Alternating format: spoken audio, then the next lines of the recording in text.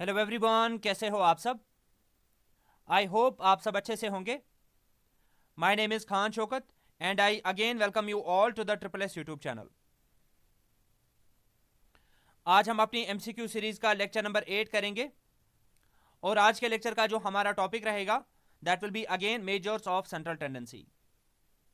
ये इस particular topic के रिगार्डिंग हमारा पार्ट सेकंड रहेगा।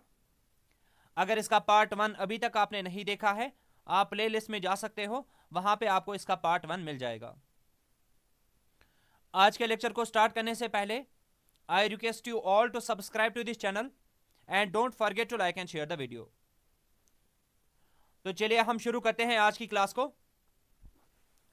जैसे कि आपको ऑलरेडी पता है कि प्रीवियस क्लास में हमने देखा था कि how we can calculate mean in case of individual series, in case of discrete series and in case of continuous series. और साथ ही साथ हमने देखा था कि हम कैसे मीडियन को निकाल सकते हैं in case of individual series. आज हम पहले ही क्वेश्चन में देखेंगे कि हम कैसे मीडियन को कैलकुलेट कर सकते हैं in case of discrete series as well as in case of continuous series. तो चलिए शुरू करते हैं क्वेश्चन नंबर 1 से। 8 coins are tossed together and the number of heads x resulting was noted। 8 coins को टॉस किया जा रहा है एक साथ में और हर बार हम क्या कर रहे हैं, नंबर ऑफ हेड्स को नोट कर रहे हैं, रिकॉर्ड कर रहे हैं। This operation was repeated 256 times. In 8 coins को हम 256 टाइम्स टॉस कर रहे हैं। And the frequency distribution of the number of heads is given below. और जो वहां से हमें रिजल्ट निकल रहा है उसका डेटा नीचे टेबल में दिया गया है। अगर मैं थोड़ा बहुत आपको समझाने की कोशिश करूंगा, एक बार ऐसा हुआ है जबकि इन 8 कॉइन्स में से किसी भी कॉइन पे हेड नहीं आया है। 9 टाइम्स ऐसा हुआ है जबकि 8 कॉइन्स में से एक कॉइन पे हेड आया है और बाकी 7 कॉइन्स पे टेल आया है। 26 टाइम्स ऐसा हुआ है जबकि 2 कॉइन्स पे हेड आया है और बाकी 6 कॉइन्स पे टेल एंड सो ऑन। ठीक है, अब हमें क्या करना है, कैलकुलेट मीडियन। हमें यहां पे इसका मीडियन कैलकुलेट कर लेना है। कैसे मीडियन कैलकुलेट करेंगे, पहले मैं इस डेटा को वापस से लिख लेता हूं। हमारे पास आ रहा है x। ठीक है, x का वैल्यू क्या आ रहा है, 0 1 2 3 4 5 6 7 एंड 8। ठीक है, उसके बाद हम क्या निकालेंगे, यहां पे फ्रीक्वेंसी भी ऑलरेडी गिवन है, f का वैल्यू भी गिवन है। What is that, 1 9 26 59 72 52 29 7 and 1। ये सारा डेटा हमें ऑलरेडी गिवन है।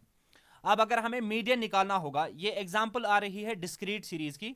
अगर हमें मीडियन निकालना होगा, मीडियन निकालने के लिए हमें यहां पे पहला स्टेप अप्लाई करना पड़ेगा, हमें कॉम्युलेटिव फ्रीक्वेंसी निकालनी पड़ेगी। पर्टिकुलरली टॉकिंग, हमें लेस देन कॉम्युलेटिव फ्रीक्वेंसी यहां पे निकालनी पड़ेगी। ठीक है, लेस देन कॉम्युलेटिव फ्रीक्वेंसी। तो चलिए हम निकाल लेते हैं कॉम्युलेटिव फ्रीक्वेंसी। सबसे पहले इसकी कॉम्युलेटिव फ्रीक्वेंसी क्या आ जाएगी, यहां पे 1 ही आएगा। ऐड करते चले जाएंगे फ्रीक्वेंसीज को, फिर 10 आएगा। 10 प्लस 26 करेंगे तो 36 आ जाएगा। फिर 59 करेंगे तो 95 आएगा। फिर 76 करेंगे, सॉरी 72 है ये, जब हम 72 इसको ऐड करेंगे तो 167 आ जाएगा। फिर इसी पैटर्न पे फिर से 52 ऐड करेंगे तो 219 बन जाएगा। फिर 29 ऐड करेंगे तो 248 आ जाएगा। फिर 7 ऐड करेंगे 255 आ जाएगा। 1 ऐड करेंगे तो 256 आ जाएगा। ठीक है, हमने निकाला कॉम्युलेटिव फ्रीक्वेंसी। फिर हम क्या निकालेंगे, n का वैल्यू। ठीक है, n/2 का वैल्यू हम निकालेंगे। दूसरा स्टेप होता है n/2 का वैल्यू निकालना। n किसके बराबर होता है, समेशन ऑफ f के बराबर। जब हम यहाँ पे समेशन ऑफ f करेंगे, समेशन ऑफ f जब हम यहाँ पे करेंगे तो वो 256 के बराबर आ रहा है। ओके, यानी कि n का वैल्यू हमें यहाँ से निकला 256। सेकंड स्टेप हमें जो निकालना होता है उसमें हमें n/2 का वैल्यू कैलकुलेट करना होता है। तो n/2 जब हम निकालेंगे तो वो आ जाएगा 128। फाइन, निकाला हमने n/2 भी। थर्ड स्टेप जो हमें करना होता है दैट इज हमें कॉम्युलेटिव फ्रीक्वेंसी को देखना होता है जस्ट ग्रेटर देन n/2। आप देखोगे n/2 का वैल्यू कितना आ रहा है, n/2 का वैल्यू आ रहा है 128। ठीक है, तो ये किस क्लास में आ जाएगा, ये इस वाले क्लास में आ जाएगा। हमें देखना है कॉम्युलेटिव फ्रीक्वेंसी जो कि जस्ट ग्रेटर देन होगी 128 से। 128 से कौन सी just greater than cumulative frequency आ रही है, दैट इज 167। और इसके कॉरस्पॉन्डिंग कौन सा वैल्यू आ रहा है x का, दैट इज 4। तो यहां पे इसका मीडियन क्या बन जाएगा, इसका median in this particular example बन जाएगा 4। समझ में आ रही बात? Option number C will be the right answer. अगर समझ में आया तो अच्छी बात है, नहीं आया तो आप इसको 2 बार देखो, 3 बार देखो, होपफुली आपको चीजें समझ में आ जाएगी। उसके बाद भी अगर कोई डाउट रहता है वो आप कमेंट सेक्शन में मेंशन करके बता सकते हैं। अगर आपको मीडियन निकालना होगा इन case of discrete series, steps क्या है? सबसे पहले आप निकालोगे कॉम्युलेटिव फ्रीक्वेंसी, फिर आप निकालोगे n/2 का वैल्यू, फिर आप देखोगे कॉम्युलेटिव फ्रीक्वेंसी जो जस्ट ग्रेटर देन होगी n/2, और आपको देखना होगा उसके रेस्पेक्ट में x का वैल्यू क्या आ रहा है, वही उसका क्या बन जाएगा, मीडियन। ठीक है, तो x का वैल्यू यहां पे आ रहा है 4, तो 4 विल बी द मीडियन। अब अगर इन स्टीड ऑफ डिस्क्रीट सीरीज अगर ये कॉन्टिन्यूअस सीरीज होती, कॉन्टिन्यूअस सीरीज का मतलब हो गया अगर यहाँ पे हमारे पास क्लासेस होते, अगर क्लासेस होते हैं होते यहाँ पे एज एन एग्जांपल 0 to 10, 10 से लेके 20, 20 से लेके 30, ऐसे करके उस टाइम पे अगर आपको मीडियन निकालना होता है तो मीडियन की फॉर्मूला होती है L plus H/F into N/2 minus CP। As it is आप ये फॉर्मूला भी याद रखोगे, ये होती है मीडियन निकालने की formula in case of continuous series. ठीक है, वेयर एल क्या होता है, जो भी आपका क्लास होगा जिसमें मीडियन होगा, ठीक है, आपको क्या करना होगा, उसका लोअर लिमिट निकालना होता है। एच होती है क्लास विड्थ, एफ होती है frequency of that particular class, n/2 तो हमें ऑलरेडी पता ही है क्या है, and CP represents the cumulative frequency of the previous class. ठीक है, तो इस तरीके से आप कॉन्टिन्यूअस सीरीज में मीडियन को कैलकुलेट कर सकते हो। बात करते हैं क्वेश्चन नंबर 2 के बारे में। Which among the following is /r the advantages of using median? आपको बताना है कि इनमें से कौन कौन सी एडवांटेज आती है मीडियन की। It is rigidly defined, yes it is a true statement. It is easy to understand and calculate, rigidly defined का मतलब मैंने आपको कल भी बताया था, अगर आपकी डेफिनेशन क्या होगी, क्लियर होगी, अनएम्बिगुअस होगी, तो हम बोलेंगे कि ये रिजिडली डिफाइंड है। मीडियन को कैलकुलेट करना, अंडरस्टैंड करना भी इजी होता है, ये भी इसकी एक एडवांटेज है।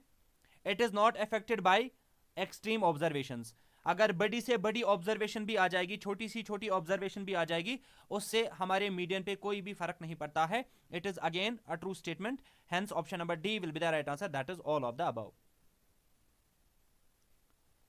बात करते हैं क्वेश्चन नंबर 3 के बारे में। Dash is the only average और measure of central tendency to be used while dealing with qualitative characteristics. आपको बताना है कि वो कौन सा एवरेज होता है, वो कौन सा मेजर ऑफ सेंट्रल टेंडेंसी होता है जिसको हम अप्लाई कर सकते हैं while dealing with qualitative characteristics. ठीक है, option number B will be the right answer, as it is आप ये वाला पॉइंट याद रखोगे, दैट इज मीडियन। बात करते हैं क्वेश्चन नंबर 4 के बारे में।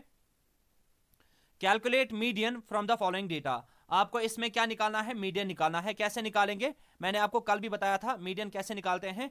ये इंडिविजुअल सीरीज की एग्जांपल आ रही है, इसमें से हमें मीडियन निकालना होगा। मीडियन निकालने के लिए सबसे पहले हमें इनको क्या करना पड़ेगा, ऑब्जर्वेशंस को सॉर्ट करना पड़ेगा। तो सबसे छोटा वैल्यू अगर आप इनमें देखोगे क्या आ रहा है, दैट इज 230। उससे बड़ा वाला वैल्यू क्या आ रहा है, आई गेस 349। इससे बड़ा वाला वैल्यू क्या आ रहा है, 458। इससे बड़ा वैल्यू क्या आ रहा है, 566। सॉर्ट कर रहे हैं, फिर आ रहा है 682, फिर आ रहा है 735, फिर आ रहा है 876, और लास्ट पे फिर आ रहा है 980। ऑब्जर्वेशंस को हमने सॉर्ट कर लिया। क्योंकि यहां पे नंबर ऑफ ऑब्जर्वेशंस इवन आ रही है, तो इवन के टाइम पे हमें क्या निकालना होता है, बीच वाली 2 ऑब्जर्वेशंस का अर्थमेटिक मीन निकालना होता है। हम 3 ऑब्जर्वेशंस को यहां से भी छोड़ेंगे, 3 ऑब्जर्वेशंस को यहां से भी छोड़ेंगे, तो बीच वाली 2 ऑब्जर्वेशन जो होगी हम इनका क्या निकालेंगे, अर्थमेटिक मीन। तो कैसे निकालेंगे, 566 प्लस 682 डिवाइडेड बाई 2 करेंगे।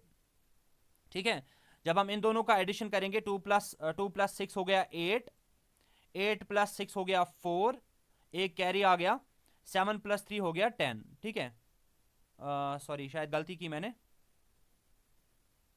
यहां पे ये आ रहा है 5, हाँ 6 प्लस 5 हो गया 11, एक कैरी आया था 12 बन जाएगा ये, डिवाइड बाय क्या करेंगे 2, तो ओवरऑल में रिजल्ट क्या आ रहा है 624। Hence option number B will be the right answer. Median निकालने के लिए आपको क्या करना होता है, ऑब्जर्वेशंस को पहले सॉर्ट करना होता है, इधर इन असेंडिंग ऑर्डर और इन डिसेंडिंग ऑर्डर। अगर ऑड नंबर ऑफ ऑब्जर्वेशंस होंगी तो जो डायरेक्टली बीच वाला वैल्यू होगा उसको हम कंसिडर करेंगे एज मीडियन। अगर इवन नंबर ऑफ ऑब्जर्वेशंस होंगी तो जो बीच वाली दो ऑब्जर्वेशंस होंगी उनको हमें निकालना होता है अर्थमेटिक मीन। और जैसे हमने यहां पे किया, option number B will be the right answer. और ये वाला क्वेश्चन जेएसए के एक शिफ्ट में आया था। बात करते हैं क्वेश्चन नंबर 5 के बारे में। The dash is the value which occurs most frequently in a set of observations. अगर हमारे पास कुछ सेट ऑफ ऑब्जर्वेशंस होंगे, कुछ ऑब्जर्वेशंस होंगे, जो वाला वैल्यू इनमें मोस्ट फ्रीक्वेंटली आता होगा उसको हम क्या बोलते हैं? Option number A will be the right answer, that is mode. ये वाला क्वेश्चन भी जेएसए के एक शिफ्ट में पूछा गया था। अगर कोई भी डाउट है अभी आपको क्लियर हो जाएगा कि what do we mean by mode. बात करते हैं क्वेश्चन नंबर 6 के बारे में। Calculate the mode from the following data. आपको इसमें क्या निकालना है? मोड निकालना है।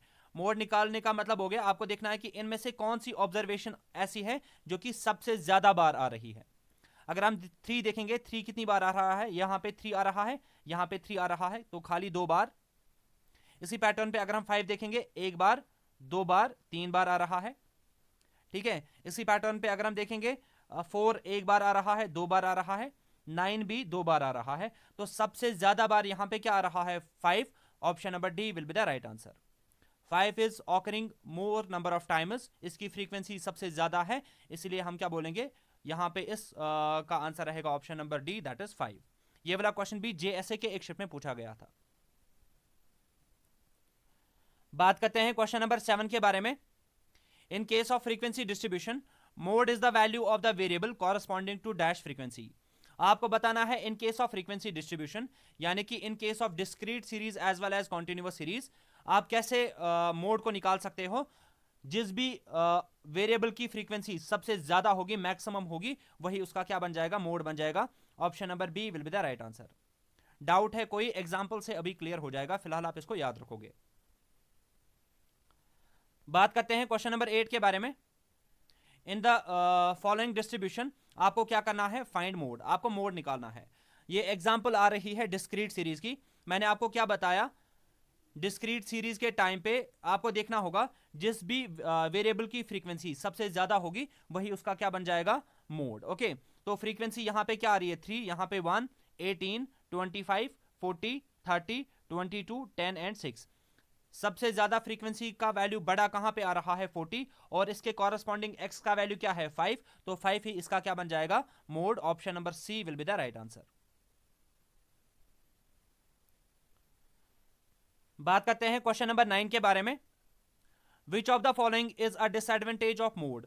आपको बताना है इनमें से कौन सी डिसएडवांटेज आती है मोड की। ऑप्शन नंबर ए की अगर हम बात करेंगे, it is not rigidly defined. Option B says us that it is easy to understand and calculate. ये बिल्कुल सही है, ये एडवांटेज में आ जाएगा। मोड को अंडरस्टैंड करना एंड कैलकुलेट करना हमारे लिए इजी होता है, ये एडवांटेज है, तो ये डिसएडवांटेज में नहीं आएगा। It is not affected at all by extreme observations. अगर हम बड़े ऑब्जर्वेशंस एंड छोटे ऑब्जर्वेशंस को कंसिडरेशन में लेंगे, मोड पे उससे कोई फर्क नहीं पड़ता है। ये भी एक एडवांटेज है मोड की, ना कि disadvantage. Option number A will be the right answer. It is not rigidly defined. ठीक है। इसकी डेफिनेशन जो है वो थोड़ी बहुत एम्बिग्यूअस है। क्यों? क्योंकि सपोज अगर कोई भी वेरिएबल, सपोज 2 वेरिएबल्स ऐसे हैं जिनकी फ्रीक्वेंसी अगर सेम आ जाएगी, उस टाइम पे हमें कंफ्यूजन होता है, हम फंस जाते हैं वहां पे कि हम किसको कंसिडर करेंगे एज मोड। समझ में आ रही बात? एज एन एग्जांपल, यहाँ पे 1, यहाँ पे 2, यहाँ पे 2, यहाँ पे 1। अब अगर मैं आपको बताऊंगा कि इसका मोड क्या आ जाएगा, इसका मोड क्या आ जाएगा, यहाँ पे 1 भी 2 बार आ रहा है, 2 टाइम्स आ रहा है, एंड 2 भी 2 टाइम्स आ रहा है, तो आप यहाँ पे कंफ्यूज हो जाओगे कि मोड हम किसको कंसिडर करेंगे। ठीक है। ऑप्शन नंबर ए इसका सही आंसर रहेगा, that is it is not rigidly defined. यहाँ पे टर्म्स में थोड़ी बहुत स्वैपिंग हो चुकी है। बात करते हैं क्वेश्चन नंबर 10 के बारे में। The empirical relation between mean, median and mode. आपको बताना है empirical relation between mean, mode and median क्या होती है। एज इट इज आप ये पॉइंट याद रखोगे, काफी इंपॉर्टेंट है, और इससे हमारे बहुत सारे न्यूमेरिकल्स भी बाद में सॉल्व हो जाएंगे। इसका जो करेक्ट आंसर रहेगा that will be option number B. Mode जो होता है that is equal to 3 times median minus 2 times mean. As it is आप ये पॉइंट याद रखोगे, mode is equal to 3 times median minus 2 times mean. बात करते हैं क्वेश्चन नंबर 11 के बारे में। In a frequency distribution, median and mean is 12 and 13 respectively, find the mode. आपको दिया गया है मीडियन एंड मीन, आपको दिया गया है, आपको मोड निकालना है, और ये वाला क्वेश्चन FAA के पेपर में पूछा गया था। हम क्या करेंगे, इसी इंपेरिकल रिलेशनशिप की हेल्प लेंगे इस क्वेश्चन को सॉल्व करने के लिए। अभी मैंने आपको बताया जो हमारा मोड होता है that is equal to 3 times median minus 2 times mean. ठीक है, आप इसको ऐसे भी लिख सकते हो, मोड को हम जनरली लिखते हैं MO से, 3 टाइम्स मीडियन को लिखते हैं MD से, माइनस 2 टाइम्स मीन को डायरेक्टली लिखते हैं M से। ठीक है, ये डिनोशन है, आप इसको भी याद रखोगे। मोड हमें निकालना है that is equal to 3 times median, और मीडियन का वैल्यू यहां पे कितना आ रहा है 12, माइनस 2 टाइम्स मीन, मीन का वैल्यू यहां पे कितना आ रहा है 13, तो मैं यहां पे लिखूंगा 13। तो मोड का वैल्यू क्या आ जाएगा, that is equal to 3 into 12 करेंगे तो 36, माइनस 2 इंटू 13 करेंगे तो 26। तो मोड का वैल्यू यहां पे क्या आ रहा है 36 minus 26, that is equal to 10। Option number A will be the right answer. ये वाला क्वेश्चन FAA के पेपर में पूछा गया था, काफी बेसिक सा क्वेश्चन था। बात करते हैं क्वेश्चन नंबर 12 के बारे में। Dash can be calculated from a frequency distribution with open and classes. आपको बताना है कि वो कौन सा मेजर ऑफ सेंट्रल टेंडेंसी है जिसको हम इस्तेमाल कर सकते हैं in case of open and classes. आपको एक पॉइंट याद रखना होगा, मीन को हम कभी भी नहीं निकाल सकते हैं in case of open and classes. अब ओपन एंड क्लासेस क्या होते हैं, प्रीवियस क्लास में मैंने आपको ऑलरेडी बताया है, ऐसे क्लासेस जिसका या तो अपर लिमिट नहीं होगा या तो लोअर लिमिट नहीं होगा। ठीक है, उनको हम बोलते हैं ओपन एंड क्लासेस, और मीन को हम ओपन एंड क्लासेस के टाइम पे नहीं निकाल सकते हैं। हेंस इसका जो सही आंसर रहेगा that will be option number C, second and third only. ठीक है, मीडियन एंड मोड को हम निकाल सकते हैं in case of open and classes, ना कि मीन। बात करते हैं क्वेश्चन नंबर 13 के बारे में। Which among the following is slash are not affected by extreme observations. आपको बताना है इनमें से कौन सा मेजर ऑफ सेंट्रल टेंडेंसी ऐसा होता है जिसको एक्सट्रीम ऑब्जर्वेशन से कोई भी फर्क नहीं पड़ता है। ठीक है, option number B will be the right answer, that is second and third only. Mean के केस में एक्सट्रीम ऑब्जर्वेशंस पे जो होती है उससे मीन पे फर्क पड़ता है, हेंस मीन इसका आंसर नहीं हो सकता। Option number second and option number third will be the right answer. और मीन की सबसे बड़ी डिसएडवांटेज यही होती है कि इससे इस पे एक्सट्रीम ऑब्जर्वेशन से काफी बड़ा इंपैक्ट पड़ जाता है। बात करते हैं क्वेश्चन नंबर 14 के बारे में। The algebraic sum of the deviations of the given set of observations from their arithmetic mean is dash. आपको बताना है जब हम अल्जेब्राइक सम करते हैं डिविएशंस का from the given set of observations of their arithmetic mean, तो वो किसके बराबर होता है। कंफ्यूज होने की जरूरत नहीं है, it simply means summation of x minus x बार, ये हमेशा किसके बराबर होता है, 0 के बराबर। Option number A will be the right answer. अब ये कैसे 0 के बराबर होता है, नेक्स्ट क्वेश्चन में हम इसके रिलेटेड एग्जांपल करेंगे।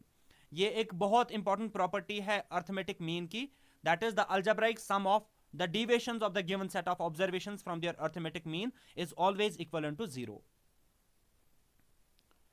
एग्जाम्पल से इस चीज को थोड़ा बहुत और अंडरस्टैंड करेंगे। ये एग्जाम्पल हमने ऑलरेडी प्रीवियस क्लास में भी डिस्कस की थी, दोबारा से मैं इस एग्जाम्पल को करूंगा और यहाँ पे हम अभी वाले पॉइंट को थोड़ा बहुत डिस्कस करने की कोशिश करेंगे। हमारे पास यहाँ पे मार्क्स क्या आ रहे हैं, मार्क्स यहाँ पे आ रहे हैं 10 से लेके 20 तक, सॉरी 0 से लेके 10 तक, फिर 10 से 20, 20 से 30, 30 से फिर 40, 40 से 50, 50 से 60 एंड 60 से 70 तक। ठीक है, उसके बाद हम यहां पे निकालेंगे x, x का वैल्यू हो गया मतलब मिड वैल्यू, मिड वैल्यू यहां पे क्या आ जाएगा 5, ये हमने कल भी एग्जांपल की थी 15, 25, 35, 45, 55 एंड 65, मिड वैल्यू हमने निकाला। फिर फ्रीक्वेंसी देखेंगे हम, फ्रीक्वेंसी किसके बराबर आ रहा है, गिवन है 6, 5, 8, 15, 7, 6 एंड 3। ठीक है, अब हम यहां पे क्या कर सकते हैं, अगर आप देखोगे यहां पे summation of F, summation of F यहां पे किसके बराबर आ रहा है, अगर हम इसका समेशन करेंगे यानी कि n का वैल्यू, n का वैल्यू यहां पे किसके बराबर आ रहा है, that is equal to 50। And उसके बाद हम यहाँ पे निकालेंगे एफ एक्स। क्या निकालेंगे? एफ एक्स, यानी कि एफ और एक्स का आपस में मल्टीप्लिकेशन करेंगे। तो एफ एक्स जैसे ही हम यहाँ पे निकालेंगे किसके बराबर आ जाएगा? 5 6 हजार हो गया 30, 15 5 हजार हो गया 75, 25 8 हजार हो गया 200, 35 इंटू 15 जब करेंगे तो ये आता है 525 के बराबर। 45 इंटू 7 करेंगे तो ये आ रहा है 315 के बराबर। 55 इंटू 6 करेंगे तो 330, एंड 65 इंटू 3 करेंगे तो 195। ठीक है, और जब हम यहाँ पे summation of F of x करेंगे वो आ रहा है बराबर 1670 के। ठीक है, तो बाद में अगर हमें यहाँ पे क्या निकालना होगा, अगर हमें मीन निकालना होगा तो वो किसके बराबर होता है? Summation of F of x divided by summation of F. ठीक है, summation of F of x किसके बराबर आ रहा है? 1670 डिवाइडेड बाय 50। इसको जब सॉल्व कर रहे हैं हम तो रिजल्ट आ रहा है 33.4। ठीक है, एज इट इज आप पहले ये वाला पॉइंट याद रखोगे, 33.4 इसका मीन आया। मैं इसको इरेज कर लेता हूं एक बार। तो एक्स बार का वैल्यू हमें यहां पे क्या निकला? एक्स बार का वैल्यू हमें निकला 33.4। ठीक है, नाउ अब हमें क्या करना है? हमें डिविएशन निकालनी है। डिविएशन हम कैसे निकालेंगे? हमें प्रूव करना है that summation of x minus x bar जो होता है वो होता है 0 के बराबर, जो इससे पहले वाले क्वेश्चन में हमने किया था। ठीक है, हम निकालेंगे डिविएशन, यानी कि x माइनस एक्स बार हम निकालेंगे। x माइनस एक्स बार, यहां पे x का वैल्यू कितना आ रहा है? 5, माइनस एक्स बार का वैल्यू कितना आ रहा है? 33.4। इसको माइनस करेंगे तो रिजल्ट आ जाएगा -28.4। सेम पैटर्न पे जब हम यहाँ पे माइनस करेंगे तो -8.4 बन जाएगा। यहाँ पे माइनस करेंगे इन दोनों का तो यहाँ पे आ जाएगा -18.4, यहाँ पे आ जाएगा -8.4। यहाँ पे जब हम माइनस करेंगे x में से माइनस करेंगे x बार तो रिजल्ट आ जाएगा 1.6, फिर रिजल्ट आ जाएगा 11.6, फिर रिजल्ट आ जाएगा 21.6 और लास्ट पे रिजल्ट आ जाएगा 31.6। ठीक है, और जब हम इसका समेशन करेंगे, यहाँ पे करेंगे इन सभी ऑब्जर्वेशंस का summation of x minus x bar, ये आप कैलकुलेट कर लेना खुद से, ये 0 के बराबर होगा। ठीक है, और यही हमने प्रीवियस ऑब्जेक्टिव में डिस्कस किया था, that is algebraic sum of the deviations of the given set of observations from their arithmetic mean हमेशा 0 के बराबर होता है। बात करते हैं क्वेश्चन नंबर 16 के बारे में। A distribution with 2 modes is called. आपको बताना है एक ऐसी डिस्ट्रीब्यूशन जिसमें 2 मोड्स होंगे, उसको हम क्या बोलते हैं? Bimodal. Okay, option number B will be the right answer, bimodal distribution. फिर से जो मैंने अभी आपको एग्जांपल बताई थी, लेटर से 4 ऑब्जर्वेशंस हैं, 1 2 2 1। यहां पे मोड इसका क्या आ जाएगा? हमें देखना होता है मोड के केस में कि सबसे फ्रीक्वेंटली कौन सा नंबर आ रहा है। 1 भी 2 बार आ रहा है एंड 2 भी 2 बार आ रहा है, तो यहां पे दोनों इसके मोड्स बन जाएंगे। इसको हम बोलेंगे बाई मॉडल डिस्ट्रीब्यूशन। और अगर हमारे पास एक ऐसी डिस्ट्रीब्यूशन होगी जिसमें मोर देन 2 मोड्स होंगे, मोर देन 2 मोड्स अगर होंगे किसी भी डिस्ट्रीब्यूशन में, उसको हम बोलते हैं मल्टी मॉडल क्लास। ये पॉइंट भी आप याद रखोगे। बात करते हैं क्वेश्चन नंबर 17 के बारे में। In a moderately asymmetric distribution, mode and mean are 32.1 and 35.4 respectively, calculate median. हमें यहां पे क्या दिया गया है? हमें मोड दिया गया है इक्वलेंट टू 32.1 एंड मीन दिया गया है 35.4। अब हमें क्या निकालना है? मीडियन। तो इंपेरिकल फॉर्मूला फिर से अप्लाई करेंगे। Mode is equal to 3 times median. ठीक है, और उसके बाद -2 टाइम्स मीन। मीडियन हमें निकालना है। मोड का वैल्यू किसके बराबर ऑलरेडी गिवन है? मोड का वैल्यू गिवन है 32.1 is equal to 3 times median का वैल्यू नहीं पता है, -2 टाइम्स मीन का वैल्यू कितना है? 35.4। ठीक है, सो ये आ जाएगा 32.1 is equal to 3 times median, minus जब हम इन दोनों को मल्टीप्लाई करेंगे ये आ जाएगा 70.8, और जब ये 70.8 हम इस पार लेके आ जाएंगे तो ये आ जाएगा 32.1 plus 70.8 is equal to 3 times median. So 3 times median जो है वो किसके बराबर आ जाएगा, इन दोनों का सम करेंगे तो वो आ जाएगा 102.9। मीडियन किसके बराबर होगा फिर 102.9 डिवाइडेड बाई 3, तो मीडियन किसके बराबर आ जाएगा, that will be equal to 34.3। Hence option number C will be the right answer. आप इसको कैलकुलेट कर सकते हो, इस तरीके से हम इसको आंसर निकाल सकते हैं। तो इंपेरिकल फॉर्मूला आपको काफी इंपॉर्टेंटली याद रखनी है, that is mode is equal to 3 times median minus 2 times mean. ये वाला क्वेश्चन जेएसए के एक शिफ्ट में पूछा गया था। बात करते हैं क्वेश्चन नंबर 18 के बारे में। The value which divide the series into a number of equal parts is called dash value. आपको बताना है उस वैल्यू को हम क्या बोलते हैं जो हमारी सीरीज को 2 इक्वल पार्ट्स में डिवाइड कर लेता है, उसको हम बोलते हैं partition value. Option number C will be the right answer. ठीक है, और जो हमारा मीडियन है that is one of the partition values.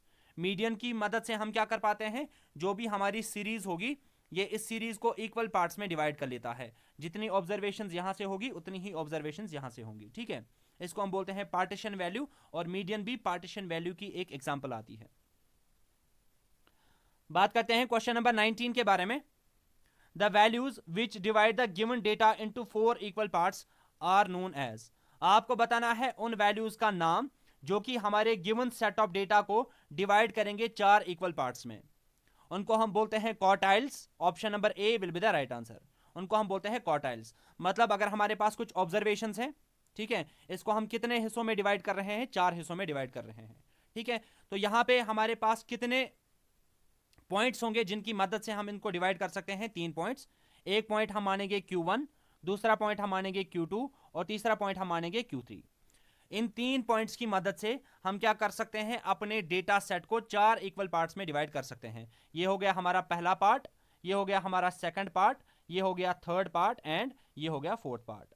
ठीक है, फोर्थ पार्ट। इनको हम बोलते हैं क्वार्टाइल्स। क्या बोलते हैं, क्वार्टाइल्स। अब आप देखोगे अगर हम अपने डेटा को सपोज असेंडिंग ऑर्डर में सॉर्ट करेंगे, ये जो Q1 वाला वैल्यू होगा ना, रिलेशनशिप इनके बीच में क्या है, Q1 is always equal less और equal to Q2 is always less और इक्वल टू Q3, अगर हम असेंडिंग ऑर्डर में डेटा को रखेंगे। फाइन। अब आप देखोगे Q1 के इस साइड में कितना डेटा होगा, 25% ऑफ द डेटा इस साइड से होगा एंड 75% ऑफ द डेटा किस साइड से होगा, राइट साइड से होगा, इन केस ऑफ असेंडिंग ऑर्डर। और अगर हम Q2 की बात करेंगे, थोड़ा सा इंपॉर्टेंट पॉइंट मुझे यहां पे आपको बताना है, जो Q2 है इसका 50% डेटा यहां से होगा और 50% डेटा कहां से होगा, यहां से होगा। और Q2 एग्जैक्टली मैच करता है किसके साथ, मीडियन के साथ। मीडियन के केस में भी क्या होता है, 50% डेटा होता है लेफ्ट साइड से और 50% डेटा होता है कहां से, राइट साइड से। ठीक है, तो Q2 इक्वल होता है किसके बराबर, मीडियन के बराबर। ये पॉइंट आप याद रखोगे क्योंकि नेक्स्ट क्वेश्चन हमारा इसी से सॉल्व हो जाएगा। क्वेश्चन नंबर 20 के बारे में बात करते हैं। ये आज के सेशन का लास्ट क्वेश्चन रहेगा। Median is equal to dash quartile. आपको बताना है मीडियन किस क्वार्टाइल के बराबर होता है। Option number D will be the right answer, that is second quartile. मैंने अभी आपको बताया मीडियन जो होता है वो किसके बराबर होता है, Q2 के बराबर, सेकंड क्वार्टाइल के बराबर होता है। ठीक है, होपफुली आज के सारे क्वेश्चंस आपको अच्छे से समझ में आ गए होंगे। इन केस कहीं पे कोई भी डाउट आता है वो आप कमेंट सेक्शन में मेंशन करके बता सकते हैं। बाय दिस हमारा जो central measures of central tendency वाला टॉपिक है, इसके 3 इंपॉर्टेंट मेजर्स को हमने डिस्कस कर लिया। वन इज मीन, दूसरा है median and third one is mode. ठीक है, अब हम नेक्स्ट क्लास में हम थोड़ा बहुत डिस्कशन करेंगे regarding the geometric mean and harmonic mean. इसके रिलेटेड जनरली एग्जाम में क्वेश्चंस नहीं आते हैं because they are very much calculative, but still एक आइडिया लेने के लिए भी हम इसको क्या करेंगे, एक क्लास में डिस्कस करेंगे जो कि हमारा नेक्स्ट लेक्चर होगा। अगर आपको वीडियो अच्छा लगा do hit the like button. मिलते हैं नेक्स्ट लेक्चर में। Till then take a very good care of yourself. Good bye.